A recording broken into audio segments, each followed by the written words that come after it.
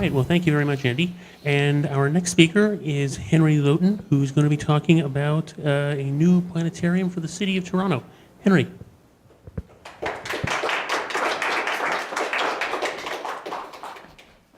Thank you very much, and thank you very much for this opportunity to introduce our new initiative, and also to be able to get to know you.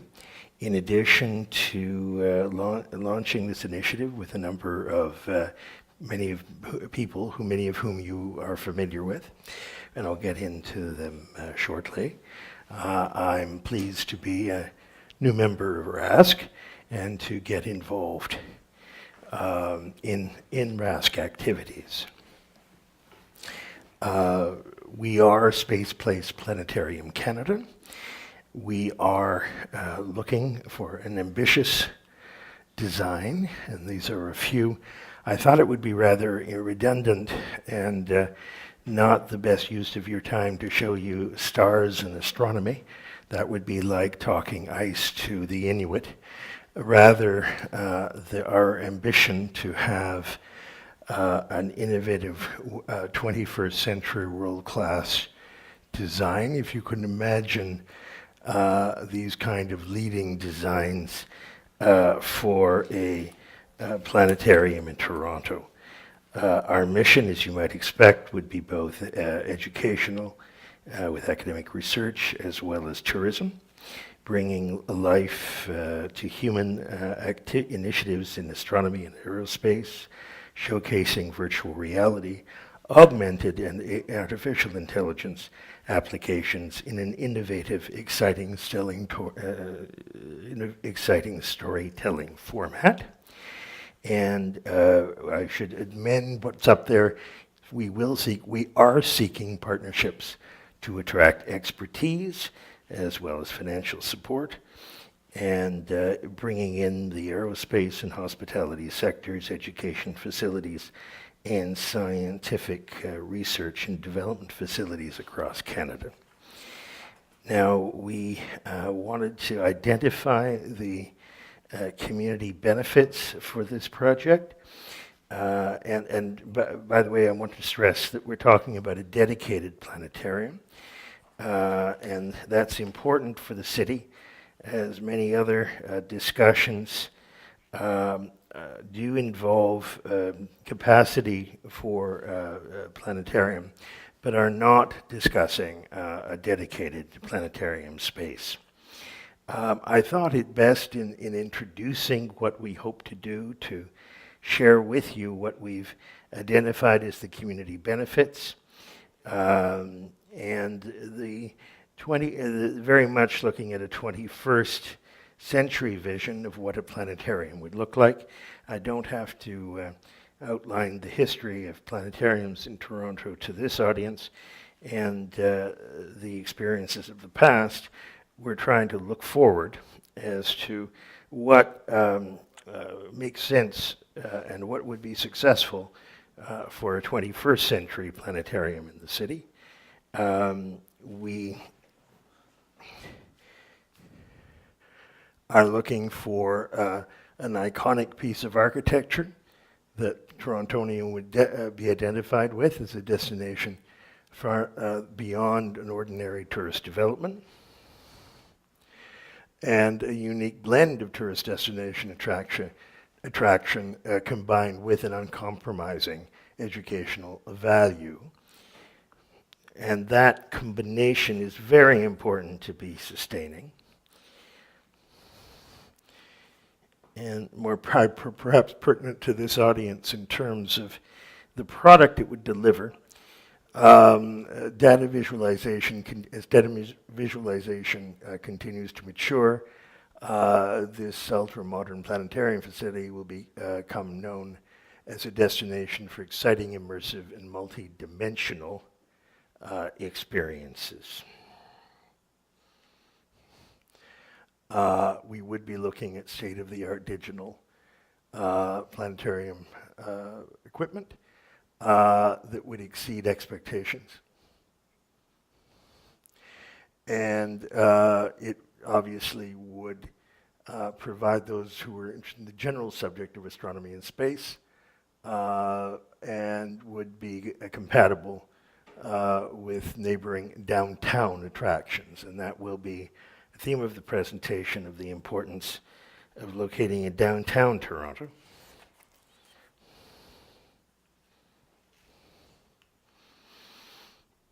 And embracing the broader Toronto cultural scene. We've listed there a few, as well as experimental VR and multimedia. We see the facility being open not only as a planetarium, but as an event space and for movie and TV location shooting. One of the restrictions of some of our institutions in Toronto at this current time is that they cannot offer that offering while their facility is open. And that will be core to our development, that we can have those activities going on when the planetarium is open, so that it can be used in those multifaceted ways all day long. Now, who are we? Why am I facing you? Well, first of all, there are some key people that you are familiar with who are part of our team. Co-chair with me is Randy Atwood, your executive director. We have Kirsten Vanstone of the Royal Canadian Institute for Science, and who I know is hoping to be here tonight. And the other co-chair is Michael Fick, a professional astronomer at the University of Waterloo, who started his career working in this very building. And who you may be familiar with is working on a number of international international telescope projects and research projects around the world. Assisting us currently is Drew Fagan on the board, our currently a member of the Massey Hall and Roy Thomson Hall board, former Ontario Deputy Minister for Infrastructure and Tourism. We have professional support from Ian McLennan, who is a well-known planetarium consultant out of BC, Bill Chomick, who is an architect who's perhaps worked on more science centers and planetariums than any other architect currently working, and Bill Peters, who is perhaps best known as the former head of TELUS Spark, TELUS World of Science in Calgary, and has been consulting on a number of projects for some years. Who is the person standing in front of you? Why am I here? Well, I come from a bit of a different world in that I'm a trade and investor and promoter, research economist, public policy analyst, and retired Foreign Service officer. I intersected with the planetarium world and promoting it as an institution, really while researching the impact of SARS on the city and Ontario. And that led me to being involved in a proposal for the multi-purpose entertainment education facility, which we hoped would include both a aquarium and planetarium in a building most of you would still know as Maple Leaf Gardens. And as most, if not all of you know, it's currently a supermarket. That's what the city wanted, rather than try to develop potentially the Canada's largest indoor tourist attraction by our attempt at putting a large number of different attractions under one roof.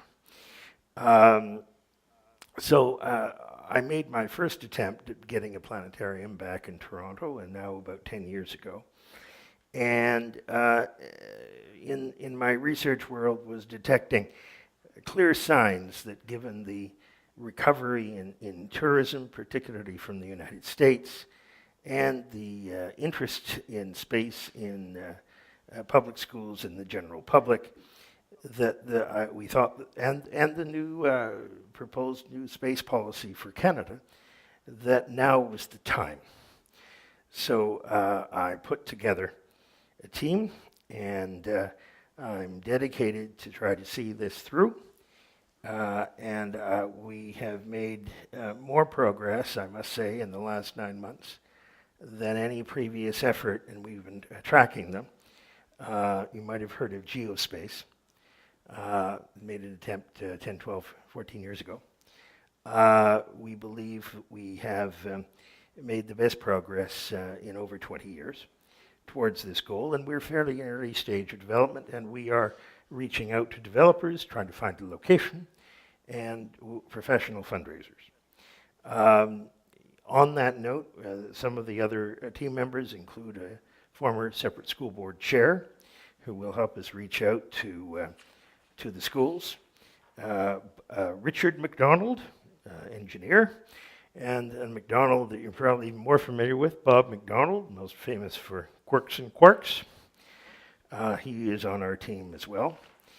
And I was honored to be introduced to her, Nirvani Umadat, out of Winnipeg, who is a citizen astronaut connected to Project Possum, and is also a professional dentist. And I'm fascinated to learn about that work, and we're very pleased to have our team. Amongst our corporate partners, we can announce that MDA Maxar, formerly known as McDonnell Douglas, and McDonnell Detweiler, and the owners of SPAR, has joined our team, and others are soon to be ready to be announced.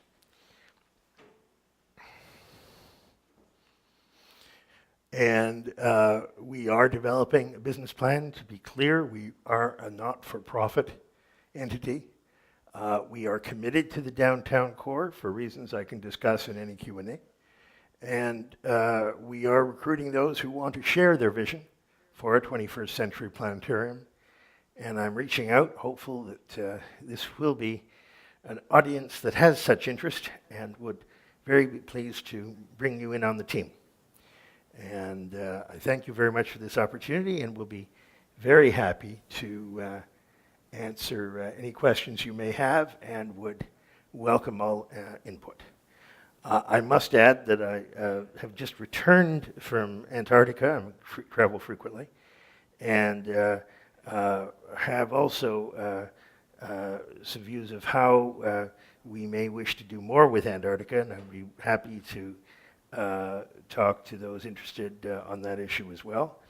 And on the note of travel, encourage those who wish to contact me, please do by email, as my office travels with me as my work and personal travel.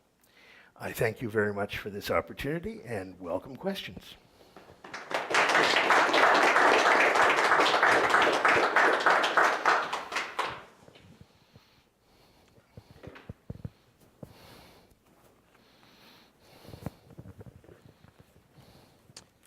So I guess my question is, what kind of a footprint or space or area of developable land you would require, or would there be condos associated with it, as they seem to be with everything else done in Toronto? Very salient question. We're looking for a minimum of 45,000 square feet, realistically probably between 45,000 and 60,000 square feet. We have been looking at locations in the shadow of the CN Tower. They could be standalone. They could be jointly with commercial development. There are technical and financial reasons for that. And I must confess, 10 years ago, we had brought in a potential condo developer to work with us on the Maple Leaf Gardens project.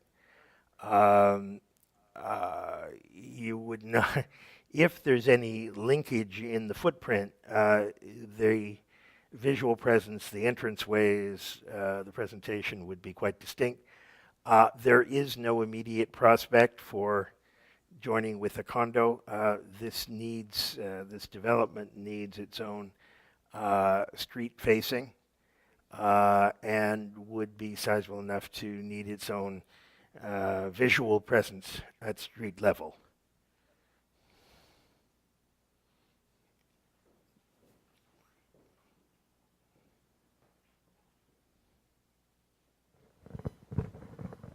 I was just wondering about Ontario Place. It seems like a perfect opportunity. I Rather than a knew casino. that question was coming. We've talked, first of all, we've done a lot of consultations,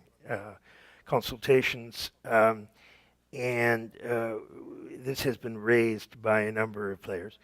The core assumption of how we are sustainable requires us to be in walking distance of certain other attractions and certain infrastructure that is already in place for school buses and tour buses, as well as public transit. And I and the board are not inclined to look at Ontario Place for those reasons, because the traffic that would sustain us as a viable entity would not likely be achievable. Of course, that would depend on what else Ontario Place becomes, because there's so much square foot available there. You would be one of a group of tenants. But we also have the issue of would those other tenants be compatible?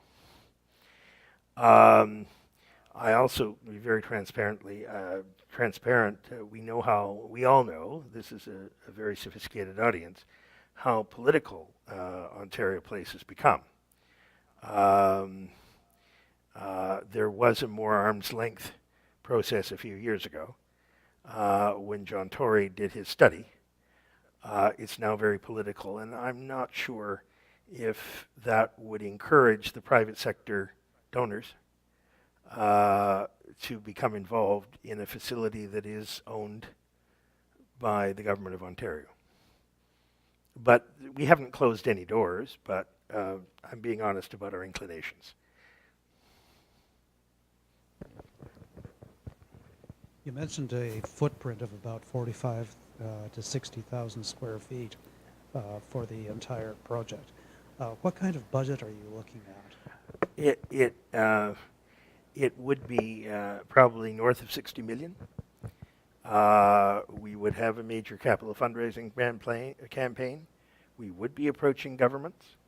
However, to be successful in a venture in Toronto, it must be private sector driven, and you must prove to governments that it is private sector driven for them to contribute.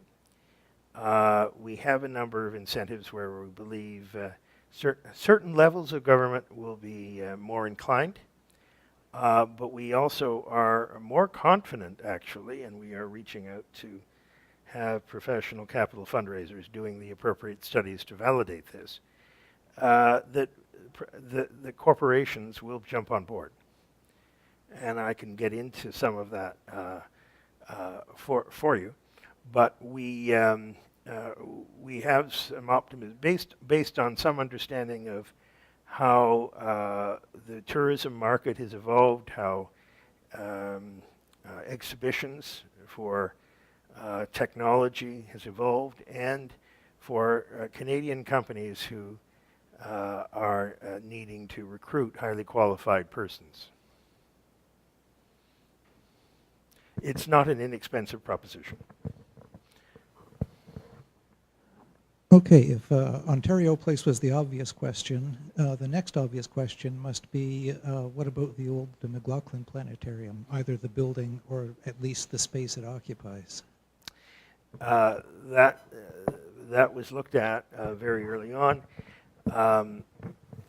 and it's clear that that is not a space for a 21st century planetarium. I also would caution, again, that kind of private sector fundraising for an independent entity on a building owned by a university, and conflicting demands of the university. As a former member of the Governing Council a few years ago, more than a few years ago, I can also say that just like there may be a reluctance to get involved in the politics of the Ontario government, there is politics in the university, but it's too small a footprint. It's not in the right location. And I think one could assert that it may not have been the right location for a 20th century planetarium. The infrastructure that the City of Toronto requires for buses, both school buses and tour buses, and public transit, is ironically, because you think of it being on a subway line, is not available at that location. And it contains no scientific equipment, and it's just too small a footprint. Yes? I love your phrase, 21st century planetarium. Could you maybe explain a little bit more about what that would be involved beyond, say, the planetarium in Chicago that I visited during the eclipse, or the old McLaughlin Planetarium? So could you just mention the sorts of things that would make it a 21st century planetarium? By all means. Now, I don't want to get ahead of either our technical team nor the programming team, because there may be some applications that aren't even beyond the research bench now that we would want to see in 2022, 2023. That said, when we make that reference, what we're really talking about is augmented reality, virtual reality, and interactive technology for the exhibition space.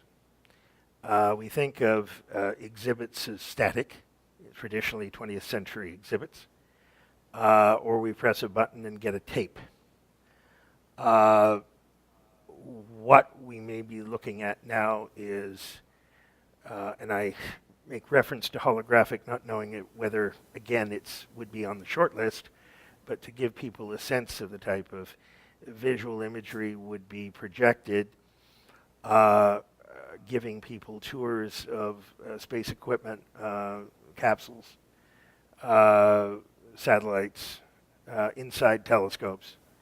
For those of us old enough to remember when they miniaturized a capsule and put someone through someone's bloodstream. Well, we can actually do that visually and instruct people on what's inside the equipment. Marketing to companies in the competition for highly qualified persons, particularly with the technical skills that you're familiar with in the astronomy field, they can make tours of the shop floor, to use a very 19th century expression to describe 21st century technology, and what they're working on and the types of skills they require. So they would have people in the jobs describing what they're doing. And the interactivity is that a student could, or a person graduating who's wondering about this company, ask questions and get answers. That's the type of technology or interface that we refer to as 21st century planetarium, particularly with regards to the exhibit space, beyond the fact that we'd be getting the best technology available for 2022, 2023, with regards to the dome and the projector or projecting devices, if it's not called a projector anymore. But it's the interactivity. Part of why we think corporations would be interested is that there has been a decline in international expositions over the years. It's gone out of style, where companies would introduce products and their companies to a broader audience. And people would interact with and start chatter about a product. I was involved tangentially with Canada's engagement in Hanover in 2000, and they've been getting smaller and smaller and getting less public attention every time they're held now. Perhaps, I'll say, outside of China. Long story short, companies in aerospace and space technology actually don't have dedicated spaces that would attract people like yourselves, but more also the high school student who might just be beginning to get an interest, to show off their wares, show off what they can offer, and where they're going in the future. And it's that display opportunity that we're very optimistic about finding the right niche and engaging a lot of companies. There was a reference in the previous presentation to Israel, India, and China. And one of the things is a personal interest because of my formal engagement with as Vice President of the Canada-India Business Council. Knowing the supply chain for the Indian Space Agency comes all the way back here to Cambridge, Ontario. There are a lot of space agencies that don't get exposure in North America that would be interested in exposure in North America, that are wanting to explore expanding their supply chains here and using our high skills. We are a global hub in the artificial intelligence space, and that has attractions to many industries and many companies in these sectors.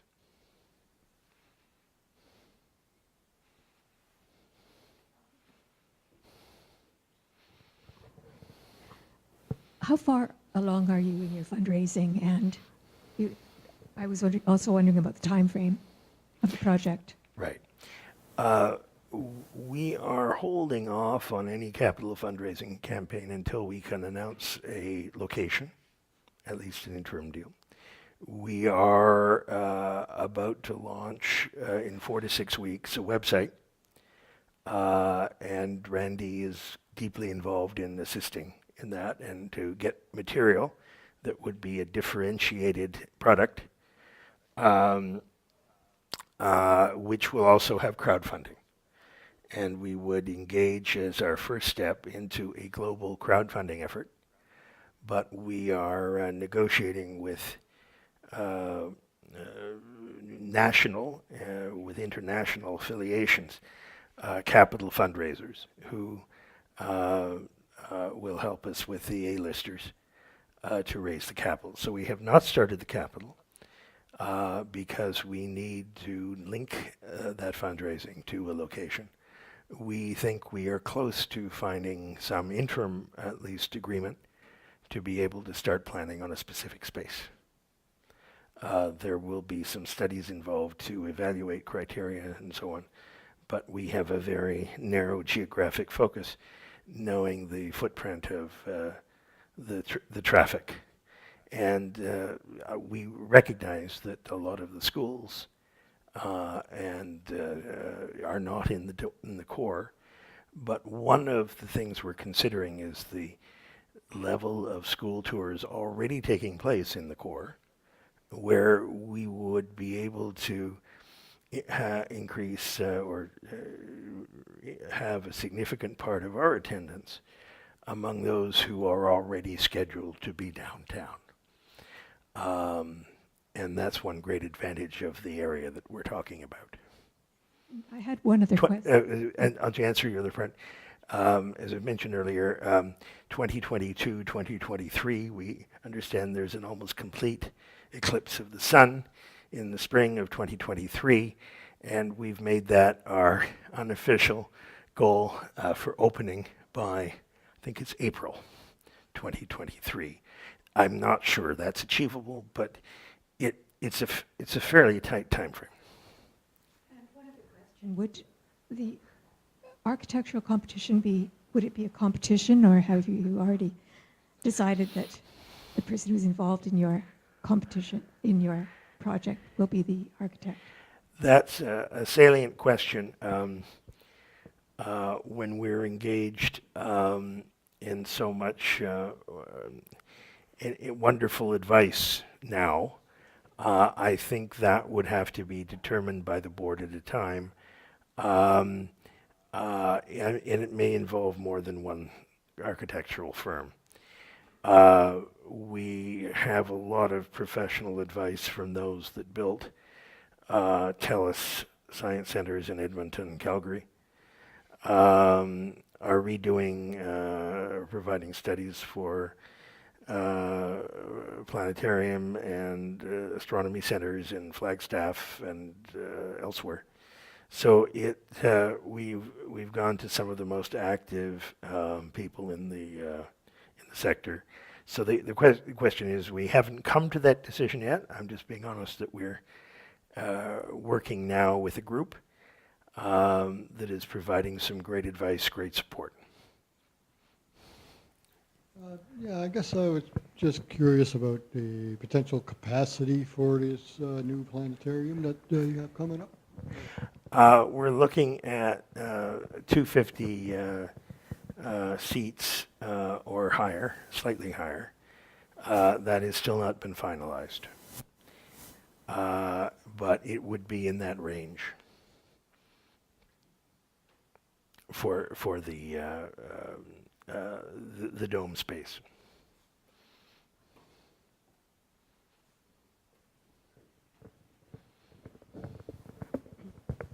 I'm just wondering, you said that you're going to identify the site before you start the fundraising. I don't quite understand how you can do that. Well, the technical reasons for that is that a lot of fundraising is based on the signing rights, the naming rights. And a lot would depend on location for that. We would like to think that we could fundraise capital on the concept, on the dream. What capital funders would be looking for is, though, assurance that that location would have the sufficient traffic. And are we in with professional developers and finance companies that can see it through? And we wouldn't necessarily have signed leases, but some sort of agreement of understanding with regard to available space as a basis for fundraising. This is certainly our aspiration. As I say, we have a number of locations identified, potential locations identified. Well, that would imply some preliminary financing to get this going, to have legal agreements and things put in place. So you must have some backing at this point then. We do have, as one of our corporate sponsors, Maxar, MDA, but we also have incredible team doing pro bono work. But there are incentives for developers to work for a not-for-profit with regard to their requirements for the city. So it's not unprecedented that a developer would sign an agreement with a not-for-profit without cash on the barrelhead.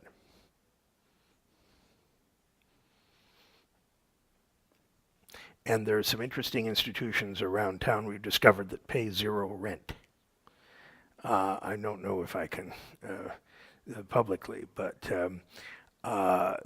developers recognize the value of partnering with not-for-profit attractions to support the other businesses in their facility.